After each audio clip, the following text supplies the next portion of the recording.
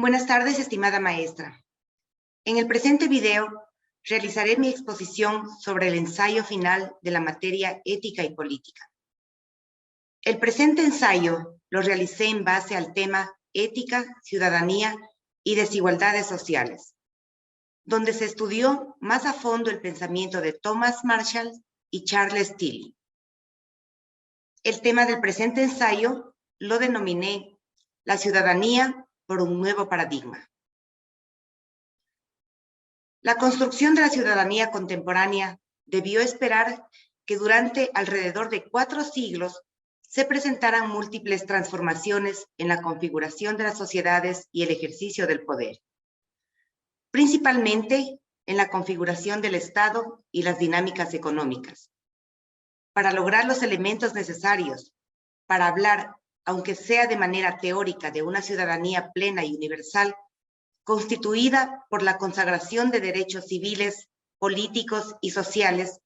que limitan el actuar del Estado Nacional y exigen de él la toma de medidas concretas en favor de los grupos e individuos más débiles de la comunidad.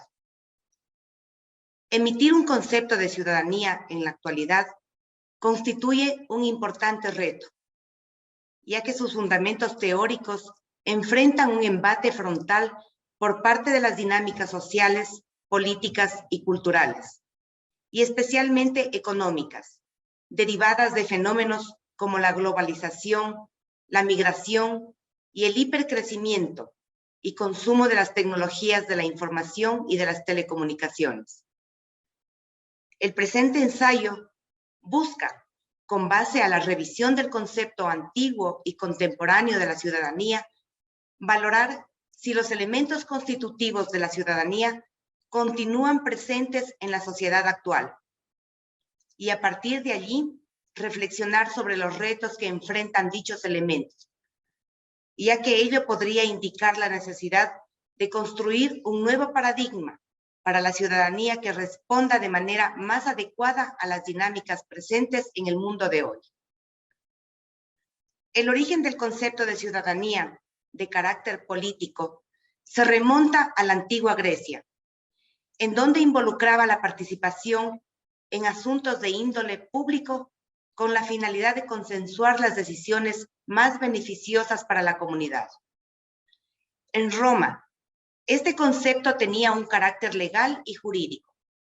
pues otorgaba derechos y deberes a los ciudadanos a los que consideraban iguales ante la comunidad política. Entendiendo que ciudadanía es el vínculo jurídico que une a una persona con el Estado y la comunidad que se organiza políticamente, esta supone la obtención de una serie de derechos y obligaciones políticas, económicas y civiles. En primer lugar, recordemos que la democracia griega parte de un elemento fundamental como lo es la ciudad-estado, lo cual era posible bajo la protección de un espacio en el que los habitantes del mismo estuvieran a salvo de la acción y perturbación de pueblos externos que quisieran imponerse. El concepto de ciudadanía, como lo conocemos hoy en día, es el resultado de una contribución de los últimos 3 o 4 siglos, que se relacionan íntimamente con el proceso de la formación del Estado-Nación como modelo de organización política. Thomas Marshall y Charles Tilly nos entregan una importante descripción e interpretación del proceso de formación de la ciudadanía contemporánea desde diferentes perspectivas. El primero de ellos con una visión económica y el segundo con un enfoque más sociopolítico, aunque el proceso descrito por los dos pueda verse simplemente como las dos caras de una misma moneda. En este proceso, el primer hito que menciona Marshall corresponde al periodo de formación de los derechos civiles o de libertad, constituidos por libertades individuales como las de asociación, de locomoción, de culto y de trabajo. El segundo grupo de derechos que aportan en la construcción del concepto contemporáneo de ciudadanía corresponde a los políticos, y sobre ellos el autor dice que se refiere al derecho a participar en el ejercicio del poder político. Estos derechos se relacionan ampliamente con el concepto de autogobierno, aun cuando el mismo se haga a través de representantes. El hecho de participar en elecciones para que alguien represente unos ideales y valores particulares en el ejercicio del poder genera un efecto de pertenencia a la comunidad particularmente fuerte, aun cuando dicha participación tenga poco efecto en el resultado del manejo del poder. En el último estadio en este proceso de conformación de la ciudadanía contemporánea que nos presenta Marshall es el de los derechos sociales. Estos responden a una necesidad de acción por parte del Estado para tratar de generar lo que el autor denomina la igualdad básica, dentro de una desigualdad natural e incluso deseable, ya que desencadena una motivación y diseña la distribución del poder. Es decir, establece como un mecanismo para la redistribución de la riqueza y de la reducción del impacto del aumento de las brechas existentes entre las clases sociales. El Estado debe, por ejemplo, recaudar fondos no solo para su funcionamiento, sino también para el sufragio de los servicios públicos mínimos que requieren los integrantes de la nación, de la comunidad política a la que rige. Y ello es posible principalmente mediante el cobro de impuestos, limitando con esto último de la libertad económica a los ciudadanos. Pero también, y de forma más invasiva, y si lo podemos llamar de esa manera, el Estado entra con el imperio de la ley a establecer una serie de obligaciones a ciertos ciudadanos en beneficio de otros, como sucede con la normatividad laboral que regula las jornadas de trabajo máximas, el salario mínimo, la seguridad social, entre otros aspectos. Asimismo, el Estado entra a regular las condiciones para el acceso a la salud, a la justicia y buscando a esta universalizarla. Otro elemento de los derechos sociales que respalda la idea de que estos son un instrumento no solo económico, sino político, esto es, para permitir la integración efectiva y real del ciudadano a la comunidad política y social, se encuentra en el desarrollo al derecho de la educación. Dice nuestro autor que la educación constituye un elemento esencial para construir los ciudadanos futuros. Manifiesta que el derecho a la educación es un genuino derecho social de ciudadanía, porque el objetivo último de la educación en la infancia es crear al futuro adulto. Debe considerarse esencialmente no el derecho del niño a ir a la escuela, sino el derecho del ciudadano adulto a recibir educación.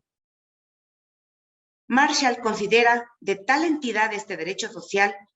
que incluso lo transfiere a la esfera de las obligaciones con la comunidad, toda vez que la obligación de mejorarse y civilizarse es, por tanto, una obligación social y no meramente personal, porque la salud social de una sociedad depende de la civilización de sus miembros. Ahora, esos conceptos compartidos por la ciudadanía griega y la contemporánea, como la exigencia de un territorio en el que se aplique el imperio de la ley y que se construya una comunidad,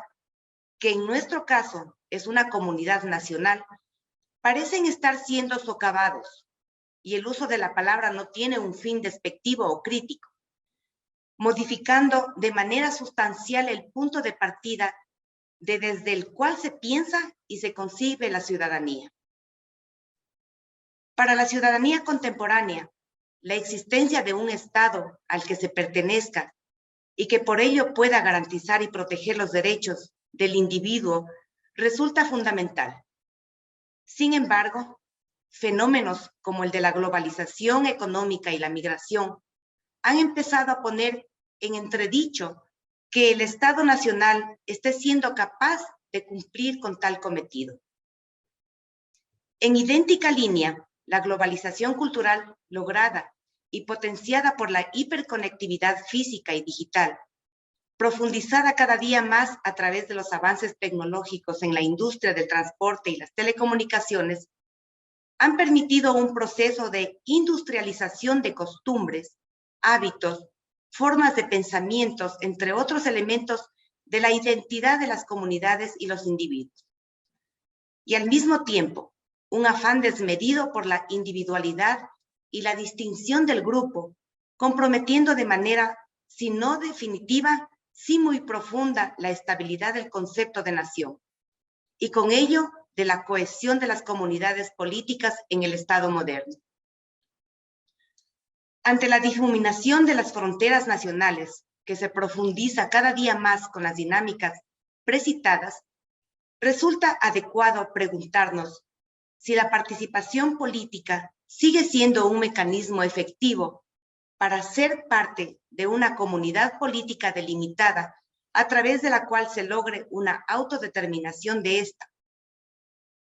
La existencia cada vez más preponderante de organismos internacionales multilaterales que reducen la soberanía sobre la que configura la democracia liberal dominante en el mundo occidental,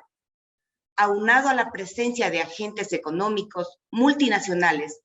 con capacidades mucho mayores a las de varios estados para determinar las dinámicas económicas de estos, ponen en cuestionamiento la capacidad de los estados para atender la misión sobre las que fueron concebidos y conformados. Todas estas circunstancias, sumadas a muchas otras que no podríamos entrar a desarrollar acá por su extensión, han vuelto difusos estos elementos configurantes de la ciudadanía, desde el concepto griego hasta el contemporáneo, y en esta medida parece que no queda mucho tiempo para que la ciudadanía como la conocemos pueda perder definitivamente su sentido. Si, como hemos visto, los derechos son inherentes al estatus de ciudadano y la relación entre derechos y ciudadanía es recíproca, ya que no es posible exigir derechos sin ser ciudadano y no puede ser ciudadano sin tener derechos, y si la ciudadanía contemporánea solo es posible en el Estado-nación, ¿no parece razonable y necesario que empecemos a pensar en serio en un nuevo paradigma de la ciudadanía que nos permita, ante los masivos y frenéticos cambios que en nuestro tiempo, conservar los elementos básicos de esta, y es lograr las condiciones universales para todos los individuos que nos liberen de las cadenas de las necesidades de la supervivencia, y partir de allí para poder participar efectivamente en los asuntos que nos incumben a todos, en los asuntos públicos? Esta no es una pregunta sencilla, pero su respuesta no es opcional. Muchas gracias, maestra.